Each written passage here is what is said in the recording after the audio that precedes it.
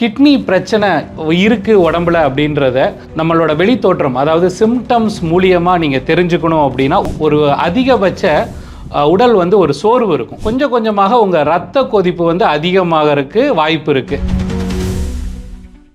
அனைவருக்கும் வணக்கம். நான் உங்கள் டாக்டர் பிரகாஷ். கிட்னி பிரச்சனை இருக்குது உடம்புல அப்படின்றத நம்மளோட வெளித்தோற்றம், அதாவது சிம்டம்ஸ் மூலியமாக நீங்கள் தெரிஞ்சுக்கணும் அப்படின்னா, ஒரு சில அறிகுறிகள் நான் உங்களுக்கு சொல்கிறேன். முதல் அறிகுறி என்ன அப்படின்னா, உடம்புல நீங்கள் எவ்வளோ நல்லா ஓய்வு எடுத்தாலும் ஒரு அதிகபட்ச உடல் ஒரு சோர்வு இருக்கும். டயர்ட்னஸ்ன்னு சொல்லுவாங்க. இது நம்பர் 1. நம்பர் 2 அந்த யூரின் போகும்போது அதில் நிறைய நுரைகள் இருக்கும். இது ஃபோமி யூரின்னு சொல்லுவாங்க.